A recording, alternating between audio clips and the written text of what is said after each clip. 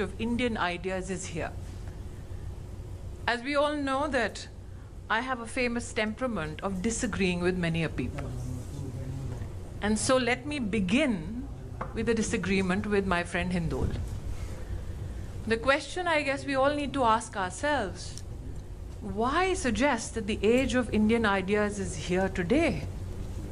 Was there ever an age where the Indian idea or ideas of India did not serve the concept of Vasudhaiva Kutumbakam? And on this note of disagreement, let me begin. Excellency was kind enough to talk about a bridge of people, a bridge of ideas. And when we look back as to the ideas that emanated through years and centuries in our country, as a woman, possibly the most widely known idea that I hold dear to my heart till date is the fact that world over today there is a conversation about rights of women. But possibly it's only in this civilization that we had a concept of Ardhanarishwar, that man and woman complement each other, and thus, till one is not there with the other, wo saath pura nahi hota. Possibly we are the only civilization in the world where Saptapadi, the marriage contract, is not written by a man, but actually written by a Rishika, a woman. So when I say that every age has been tempted to delve into the idea of India and see what India had to contribute, then I find that there are many instances that we can quote from this podium this evening. I know post my address, we will follow it up with a conversation with a textile historian par excellence, Rajiv Sethi. We have here a gentleman who will tantalize us with mathematics stories and many anecdotes. But again, another disagreement that I had when I walked in was I told Mr. Sethi, what do you think we two should do on stage this evening? Rajiv said, well, you're the minister, so I will ask you questions and you answer. I said, no, you're the historian, so you get to answer and I get to question. Which was to his discomfort because for him it was a breach of protocol.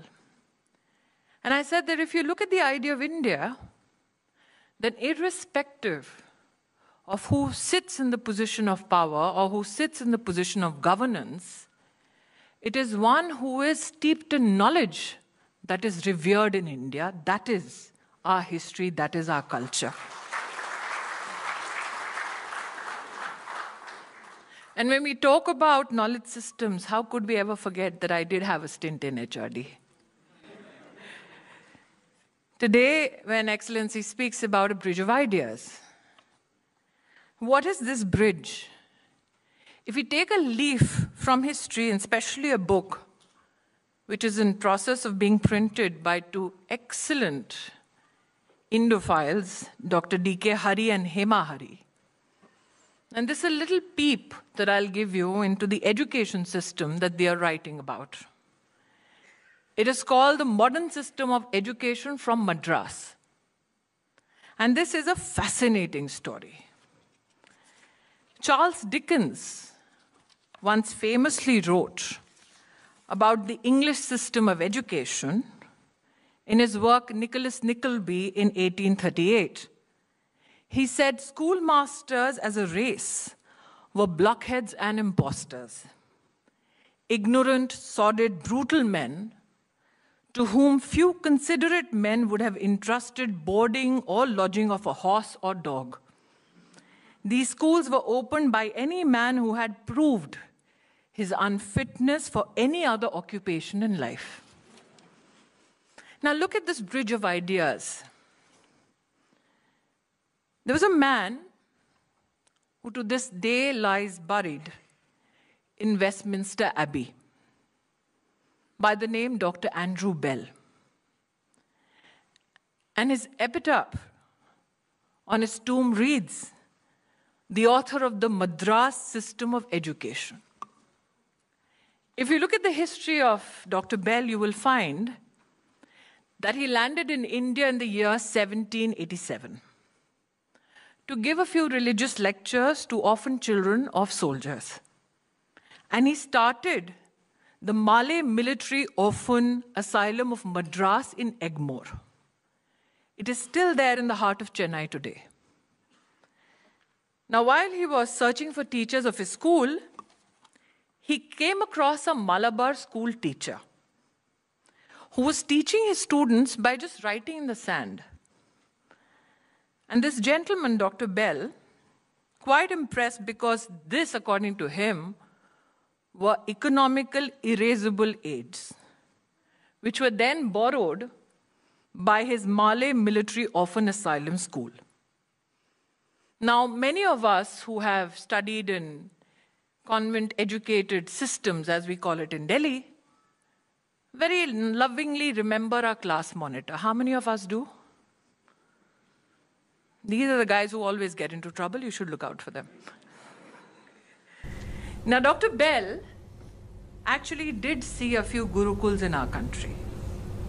And he saw in the gurukuls that the older students were minding and teaching the junior students. And that is where he borrowed the concept of class monitor.